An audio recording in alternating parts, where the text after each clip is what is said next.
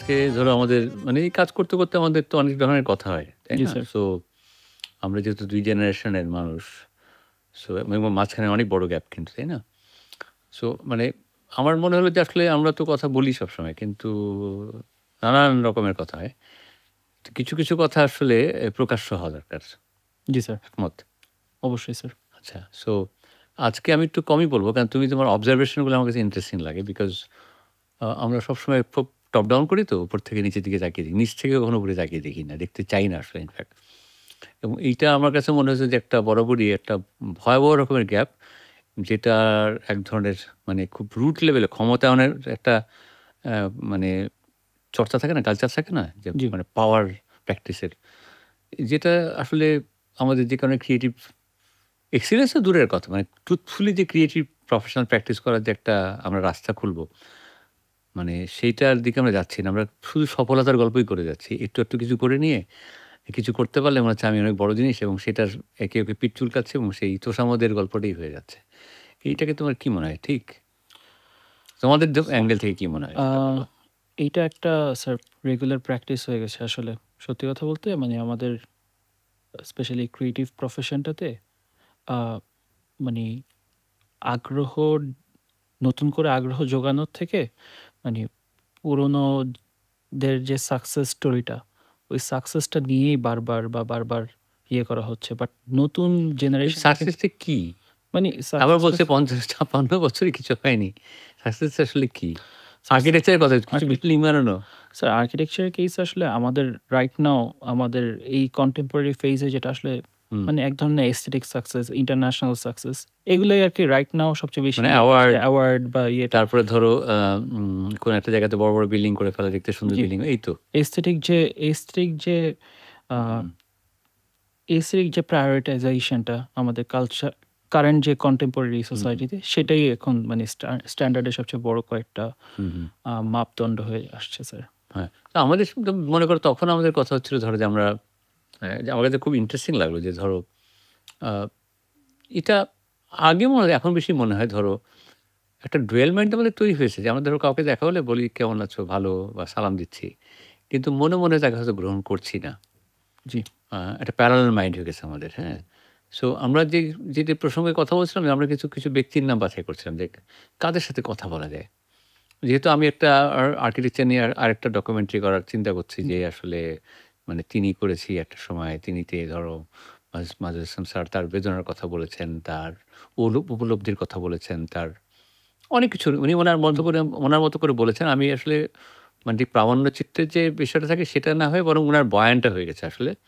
এইজন্য আমার একটা দুঃখবোধও আছে যে আমি এই যে উনি যে কথাগুলো বললেন, এই কথাটা কার কানে পৌঁছালো আর কার কানে পৌঁছালো না, অনুভূতিটা বা কি হলো?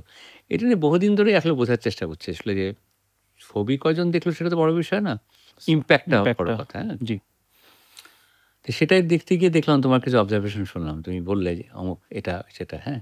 This is not a judgement, hmm? না এটা স্যার আমি জাজমেন্ট মনে না করি যে স্যার। এটার অধিকার, তাই না? মানে এটা বলার অধিকার। ওই জায়গাতে তুমি একটু খোলামেলা কথা বলো না একটু। স্যার ওই জিনিসটা নিয়ে আসলে আ মানে আমি একটা মানে তোমার জিনিস একটা ব্যাপার আছে তুমি যে কলোনিয়াল হ্যাংওভার নিয়ে সবসময় কথা বলো। এটাকে রেখেই ওই যে হ্যাংওভার তো এটার মধ্যেও আছে কিন্তু, তাই না না? স্যার হ্যাংওভারটা আছে। মানে স্যার হ্যাংওভার বলতে আসলে আমাদের আ একটা ধরনের আমি আমি যেটা দেখি আমাদের রিসেন্ট যারা কলিগস আসছে বা ফিল্ডে যারা নতুন ঢুকছে স্যার, তাদের মধ্যে একটা আগ্রহ বা একটা অলরেডি ঢুকার সময় থেকে একটা বিষাদ চলে আসতেছে। আচ্ছা। অ্যান্ড বিষাদটা স্যার কেন আসছে বা ওদেরকে আসলে আগ্রহটা কারা দিবে? বা আশাবাদী হতে পারছে আশাবাদী না। হতে পারছে না স্যার। হুম, এই অ্যাসপেক্টটা নিয়ে কিন্তু আসলে খুব একটা আ কাজ কাজ তো স্যার পরের কথা। এই মানুষজন খুব একটা আসলে এই জিনিসটা নিয়ে চিন্তা করছে না কিন্তু। ইউনিভার্সিটিগুলো কিন্তু নতুন করে স্টুডেন্ট নিচ্ছে, স্টুডেন্ট বের করছে। বাট আসলে একটা ক্রিয়েটিভ প্রফেশন এর যে মেইন কয়েকটা যে আসলে আ ফুয়েল যেটাকে বলব সেটা হচ্ছে গিয়ে আসলে ওদের একটা ক্রিয়েটিভ প্যাশনটা বা আশাবাদটা। অনেকে হয়তোবা বলতে পারে এটা সাবজেক্টের মানে সাবজেক্ট টু আসলে পার্সোনাল একটা ইয়ে। বাট আমার কাছে মনে হয় যে এটা আসলে ইউনিভার্সিটি বা ইনস্টিটিউশন গুলোরও একটা পিভটাল একটা রোল মানে থাকা এটা কি উচিত। তোমার যে আর্কিটেকচারের মতো একটা বিষয় যে খুবই স্পর্শকাতর। এটা কি আমাদের সিনিয়র আর্কিটেক্ট যারা বা ইনস্টিটিউশন বা টিচার এ কি বুঝে উঠতে পারছেন না এতদিন পরেও? আ ডিজাস্টার তো ডিস হচ্ছে একটা ডিস সার্টেন লেভেলে, তাই না? জি। আমার আমার এইটা মনে হচ্ছে যে আসলে কিছু কিছু টিচার যারা অনেক পার্সোনাল লেভেল থেকে আসলে অনেক ট্রাই করে, বাট আসলে ইনস্টিটিউশনাল লেভেল থেকে এই মানে এই চেষ্টাটা আসলে আমার কাছে মনে হচ্ছে যে কমে যাচ্ছে দিনকে দিন। কিন্তু আমার কাছে যেটা মনে হয় যে আসলে পার্সোনাল লেভেলে কয়েকজন টিচারের যে ইন্সপিরেশনটা, সেটা থেকে আসলে ইনস্টিটিউশনাল ইন্সপিরেশনটা খুব জরুরি। স্পেশালি আমরা যদি আসলে দেখি কারেন্ট সিনারিওতে ইন্টারন্যাশনাল ইনস্টিটিউশন, স্পেশালি ইউরোপিয়ান স্কুলগুলাতে, ওদের যারা গ্র্যাজুয়েট, ওরা যারা ইন্ডাস্ট্রিতে ঢুকছে ভার্সাস আমাদের সাবকন্টিনেন্টের থেকেও আমাদের বাংলাদেশে যারা ইনস্টিটিউশন থেকে বের হয়ে মাত্র প্রফেশনে ঢুকছে, তাদের মধ্যে কোয়ালিটির একটা বড় একটা gap.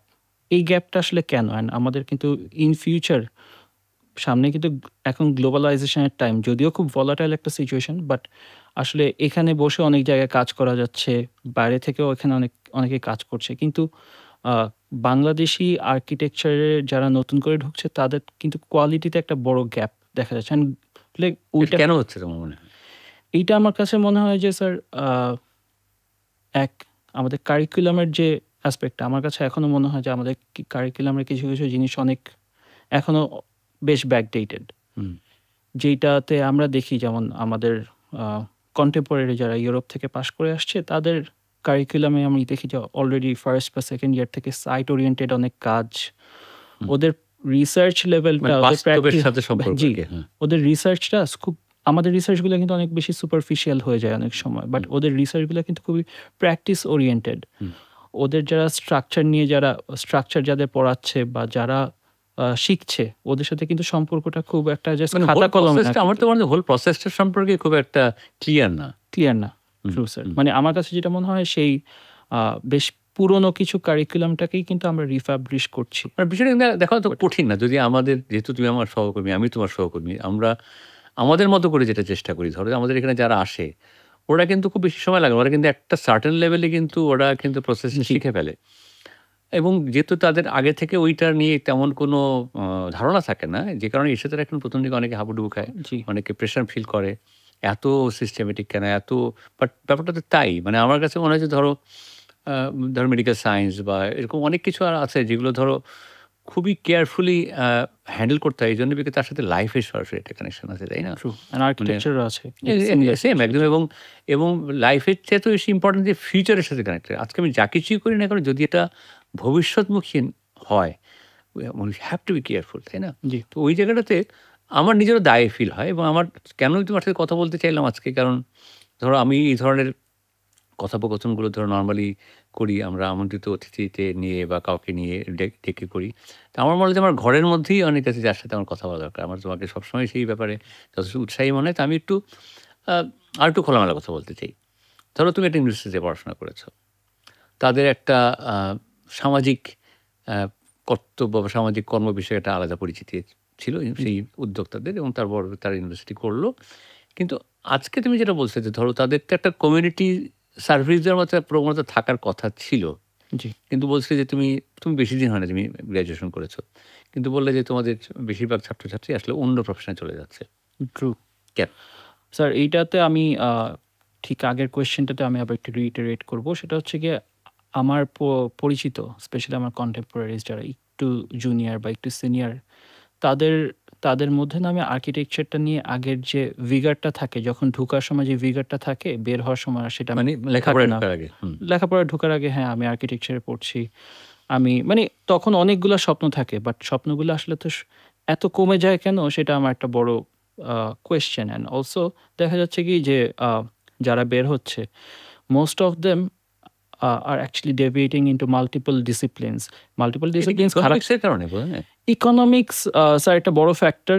But more than that আমার কাছে মনে হয় আসলে ওই যে সোসাইটাল যে একটা অ্যাকসেপ্টেন্স, অলসো নিজেও কিন্তু আসলে একটা অ্যাকসেপ্টেন্স থাকে নিজের কাছে নিজের। যখন ওই প্যাশনটা থাকে না, তখন নিজের কাছে নিজের অ্যাকসেপ্টেন্সটা আসলে খুব একটা থাকে না। তখন মনে হয় যে না, আমি আসলে কেন করছি, কি করছি, এটা যখন আইডেন্টিটি ক্রাইসিস। এটা টু সাম এক্সটেন্ট আমার কাছে মনে হয় স্যার আইডেন্টিটি ক্রাইসিস। দেখা যাচ্ছে কি আমার পরিচিত অনেকে আছে যারা আর্কিটেকচার থেকে পাশ করে একজন বিজনেস বা বিজনেস অ্যানালিস্ট হিসেবে কাজ করছে, মার্কেটিং এ কাজ করছে। এটা আসলে রিজনটা তো দিন না, শেষে আমি স্যার। যেমন রিসেন্টলি, আমি নাম বলব না, ওর সাথে কথা হলো, খুবই তাত্ত্বিকভাবে মানে চমৎকার শক্তিশালী মানুষ। সে বলল, আমি 13 সালেই আমি ছেড়ে দিয়েছি। আমি তো এখন অ্যাপস বানাই। আমি তো টেকনোলজি নিয়ে কাজ করি। তাতে কোনো বাধা নেই, তাতে কোনো সমস্যা নেই। আমার যেটা মনে হয় যে আসলে খুবই স্বাভাবিক যে যারা অন্ততপক্ষে মেধাবী যারা স্থাপত্যকে ভালোবাসে তারা যখন নিরুৎসাহিত হয়ে যায়, এটা আমাদের জন্য খুবই দুঃখের বিষয়। এবং এই জায়গাটাতে আমার কাছে মনে হয় যে আমরা তো ধরো প্রবলেম নিয়ে কথা বলছি, প্রবলেম শনাক্ত করতে পারি। সমাধান নিয়ে তো হুট করে একটা কিছু বলা যায় না। এবং যেটা আমারও মনে হয় যে ধরো আমি যখন লেখাপড়া করেছি তখন অপ্রাসঙ্গিক অনেক বিষয় ছিল যেটা আসলে আমাদের কেন পড়ছি শুধুমাত্র পরীক্ষা দেওয়ার জন্য, পরীক্ষা মার্ক পাওয়ার জন্য। কিন্তু এটার সাথে আসলে সম্পর্কিত কিভাবে একটা ধারণা আছে। কারণ আমি ধরো যেহেতু আমি ট্রু স্যার। আর্কিটেকচার পড়ার আগে যেহেতু আমি কিছুদিন ডাক্তারি পড়েছি। সো আমার আ একটা বিষয় ছিল যে আমরা যেহেতু মানুষের শরীর নিয়ে কাজ করি, আমাদের শুরু থেকে কিন্তু অ্যানাটমির কাছে মানুষের শরীরটা ছিল।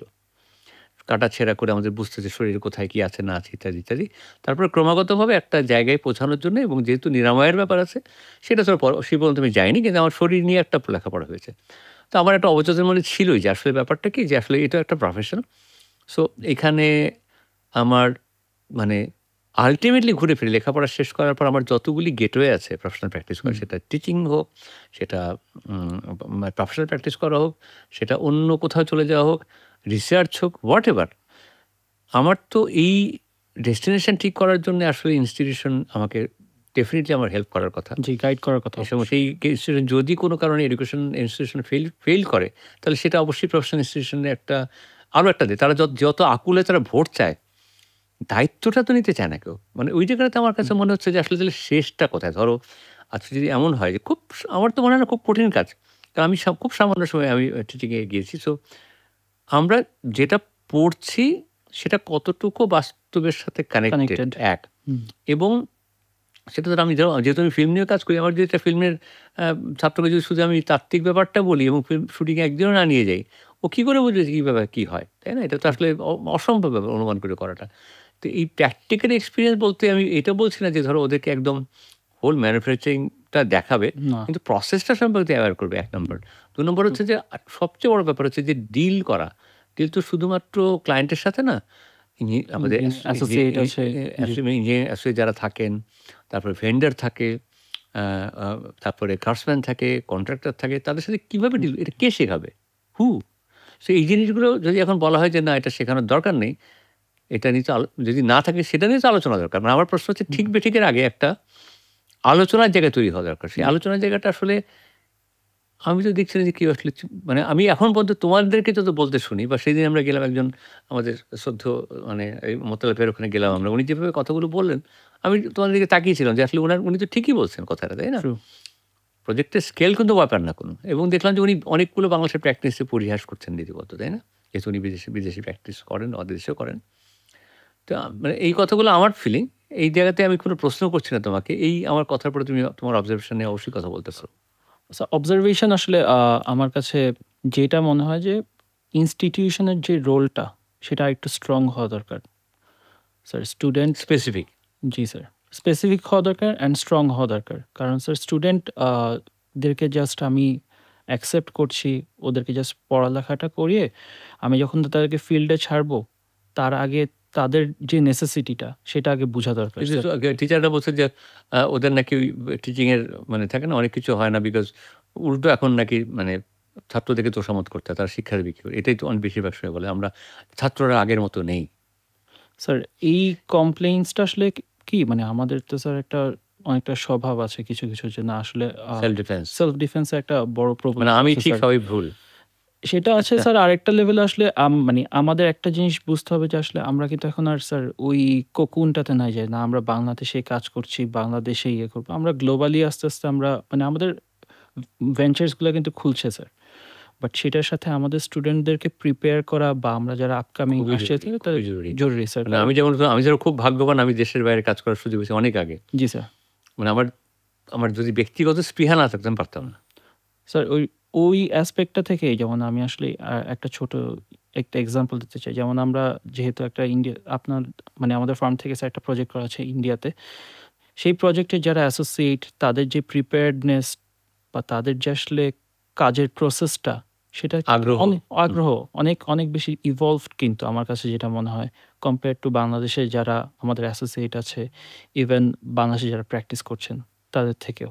হুম। এই জিনিসটা আমার কাছে মনে হয় যে আসলে জাস্ট মানে মেন্টালিটিরও একটা বড় ব্যাপার এটা আছে কি sir. Part of the culture?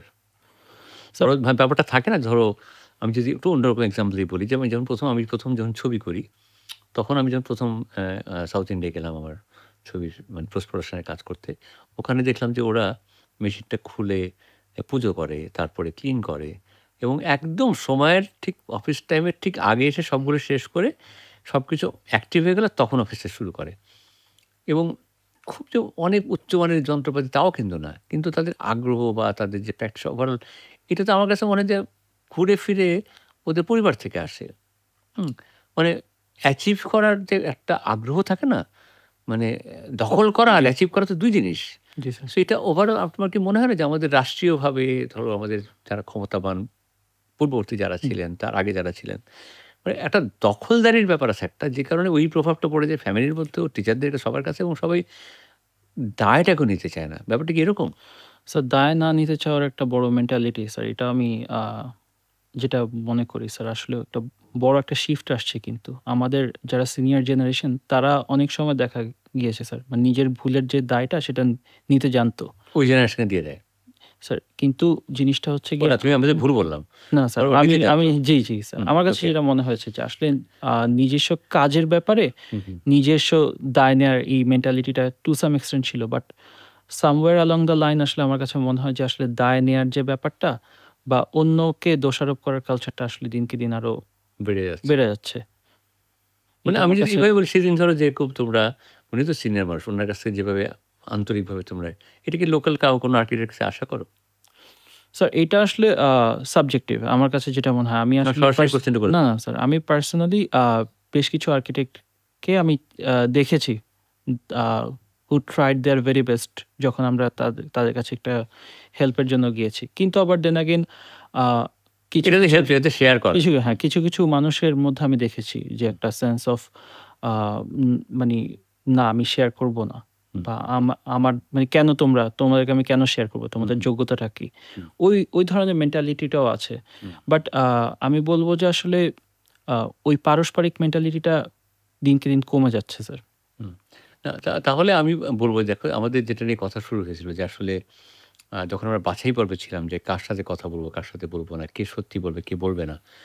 এত দ্বিধা নিয়ে তো ভালো কোনো কাজ করা যাবে না আসলে, তাই না? জি স্যার। এই দেশে ধরো অংশগ্রহণমূলক অনেক সাফল্য আছে কিন্তু। অনেক সাফল্য আছে। পার্টিসিপেটরি তুমি সাকসেস যদি বলো, আমাদের প্রফেশনে অনেকেই ভালো কাজ করছে। স্বীকৃত হচ্ছে। সোসাইটি তার দ্বারা কতটুকু উপকৃত হবে সেটা একটা প্রশ্নের বিষয়। জি। আমরা হয়তো খুব আর্ট পিস বানাচ্ছি।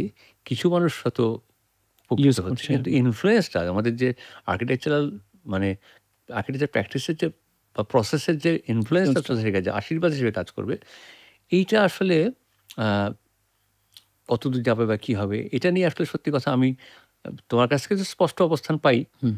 কিন্তু সত্যি কথা আমি নিজেও, আমার কাছে খুব অসহায় মনে হয়, খুবই অপরাধী মনে হয় এবং খুব, আমি জানি না তোমাদেরকে কিভাবে উৎসাহ কোত্থেকে দেব। কিন্তু যেহেতু আমরা একটা প্রসেস শুরু করেছি তোমাদের সাথে, বিকজ আমি একদিকে একা এবং তোমরা একগুচ্ছ মানুষ, যারা তোমরা আমার বয়সের অর্ধেক, এবং জি স্যার। সবার সাথে আমার এক ধরনের বন্ধুত্ব সম্পর্ক আছে। কথা বলা যায় তোমাদের সাথে। কিন্তু হয়তো আমাদের কাজগুলো বৈচিত্র্যপূর্ণ, আমাদের ক্লায়েন্টগুলোকে আমরা একভাবে আ মানে একভাবে কানেক্টেড হয়েছি দেশের বাইরে। তারাও সম্মান করে, আমরাও সম্মান করি। একটা হচ্ছে, কিন্তু টিপিক্যাল কাজ আমরা ওটা করছি না দেখে তোমাদের হয়তো আমার ধারণা। এই ব্যাপারে আমাকে কমপ্লেইন থাকলেও বলতে পারো। আমার সমস্যা নেই। যে কোনো টিপিক্যাল কাজ তোমাদেরকে দিতে চাই না আমি কিন্তু না কখনো। হ্যাঁ, স্যার এইটা একটা ইন্টারেস্টিং ব্যাপার স্যার। আপনার সাথে কাজ করার সময় মাল্টিফ্যাসেটেড যে আসলে কাজ করার অপশনসটা বা এই, এই ধরনের এক্সপোজারটা কিন্তু টু সাম এক্সটেন্ট রেয়ার। কারণ আসলে বাট আপনি তোমাদের স্ট্রেস হয় না? আমি তো সহজে তৃপ্ত হই না। স্যার সেটা আসলে আমার কাছে মনে হয় যে আর্কিটেকচার কিন্তু is not a very easy profession. যেখানে আসলে মানি there is no room for error সত্যি কথা বলতে যেটা। এরর ইভেনচুয়ালি হয়তোবা হতে পারে। বাট আমরা যদি ইনিশিয়াল লেভেলে বা আমরা যখন আ ১ম দিক থেকে আসলে এররটা নিয়ে আগাবো, তখন অ্যাকচুয়ালি ভালো জিনিসটা হবে না। দ্যাটস ওয়াই আমাদের কাছে মানে আমাদের যে প্র্যাকটিসেস যে প্রসেসটা সেটা হয়তোবা একটু রিগোরাস হতে পারে। বাট আমার কাছে মনে হয় যে আ দিস মানে this has always been the way যে না একটা ভালো জিনিস অ্যাচিভ করার জন্য সহজে তো আসলে করা যায় না স্যার এই জিনিসটা। তো তুমি তাহলে হোপ কি তোমার কাছে মনে হয়? মানে এটা নিয়ে যদি বলো, আমি আসলে এটা নিয়ে আর কিছু বলব না। এই যে ধরো আমরা ব্যক্তি নির্বাচন, মানুষ, তারপর সবকিছু মিলে মানে তো আমরা যদি একদম শেষের দিকে আসি এভাবে যে কারিকুলাম একটা অনেক বড় বিষয়। জি, কারিকুলামই আসলে অনেক কিছু বলে দেবে। এই উদ্যোগটা কে নিবে, কারা নিবে আমরা জানি না। কিন্তু এটা নিয়ে কথা বলছি আমরা। ডিসকোর্সও তেমন হচ্ছে না কিন্তু, হ্যাঁ? সেইখান থেকে এসে যখন আমি একটা ট্রানজিশন এ থাকছি যে আমার পর লেখাপড়া শেষে আমি প্রফেশনে ঢুকবো। প্রফেশনে ঢোকার পর একটা স্ট্রাগল থাকবে, চিন্তা থাকবে সবকিছু মিলিয়ে। এই সবকিছু মিলে তোমার যে একটা এক্সপেকটেশন জায়গা যে আছে, তোমাদের প্রজন্মের যে এক্সপেকটেশন, ওই জায়গাটা যদি আরেকটু খুলে বলো, তাহলে আমার কাছে পরিষ্কার হবে। এক্সপেকটেশন এ আমি একজন অপটিমিস্ট মানুষ স্যার। হুম। এক্সপেকটেশন আছে, থাকবে। কিছু, কিছু স্পেশালি আমার কাছে যেটা মনে হয় যে আসলে কিছু, কিছু মানুষকে আমি দেখি they have been trying their level best মানুষকে দেয়ার জন্য, মানুষের জন্য কাজ করার জন্য। কিন্তু মানে আমাদের একটা বড় ব্যাপারটা কি আমাদের এক্সাম্পল আমরা যাদেরকে আইডল বা করি, আইডলাইজ করি সেই অ্যাসপেক্টটা আসলে আমাদের একটু মাইন্ডসেটে চেঞ্জ করতে হবে। অ্যান্ড আমাদের ওই পারস্পরিক হয়ে ওঠার ব্যাপারটা আরেকটু বাড়াতে হবে। কারণ আ আমাদের দেশটা যদি বলি, আমাদের সোসাইটিটা কিন্তু আসলে গ্লোবালি কিন্তু খুব স্ট্রং পজিশনে নাই। অ্যান্ড আ এইটার খুব বড় একটা রিজন যেকোনো সাকসেসফুল নেশন বলি বা সাকসেসফুল একটা অর্গানাইজেশন বলি, এটা পারস্পরিক হওয়াটা খুবই জরুরি। মানে রাদার দ্যান একজন আরেকজনকে আসলে ব্লেম না করে বা না ওর জন্য এটা হচ্ছে না বা ও এটা করলে এটা হতো। ওটা থেকে আমার কাছে মনে হয় যে আসলে পারস্পরিক হওয়াটা আরেকটু জরুরি। নিজেদের যারা ট্রাই করছে তাদেরকে আরেকটু হাইলাইট করা জরুরি স্যার। মানে এটা কি তুমি ধরো দিমাগে না মুরগি আগে? কে করবে? উদ্যোগটা কে নিবে?